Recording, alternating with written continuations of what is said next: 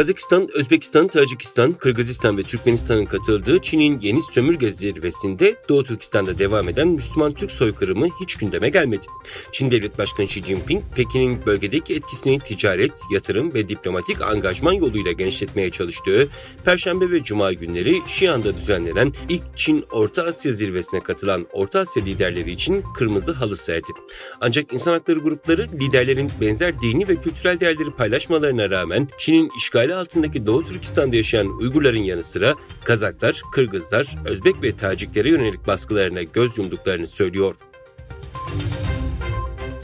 ABD Dışişleri Bakanlığı şu anda bir Çin hapishanesinde tutulan Gülşen Abbas'ın derhal serbest bırakılması için çağrı yaptı. ABD Dışişleri Bakanlığı Twitter'dan yaptığı açıklamada Gülşen Abbas Çin'de güvenilir olmayan kanıtlara dayanılarak suçlu bulundu ve 20 yıl hapis cezasına çarptırıldı. Çin Halk Cumhuriyeti'ne Gülşen Abbas'ı insani gerekçelerle serbest bırakması çağrısında bulunuyoruz. Böylece ailesine kavuşabilir ve tedavi olabilir dedi. ABD'deki Uygur Hareketi Örgütü'nün lideri Ruşen Abbas'ın ablası Doktor Gülşen Abbas'ın 2018'de tutuklandığı ve 2020'de 20 yıl hapis cezasına çarptırıldığı biliniyordu. Geçtiğimiz günlerde Kazakistan basınında yer alan haberlere göre Kazakistanlı Uygur genci Renat Autov, Japonya'nın Tokyo kentinde düzenlenen 6. Dünya Gençler Kudo yarışmasında altın madalya kazandı. Dünyanın 7 zengin ülkesini oluşturduğu G7'nin liderleri Japonya'nın Hiroşima kentinde buluştu. Çin ve Rusya'nın ana gündem olduğu zirvede yeni yaptırımlar açıklandı.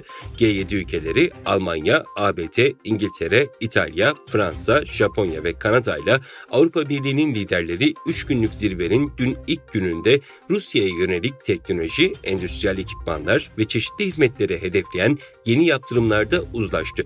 Rusya odaklı olsa da Çin konusunda ortak bir politika arayışı da liderlerin gündeminde. G7 liderleri yayınladıkları ortak açıklamada nükleer silahsız bir dünya çağrısında bulundu ve Rusya, İran, Çin ve Kuzey Kore'den nükleer gerginliği azaltmalarını istedi.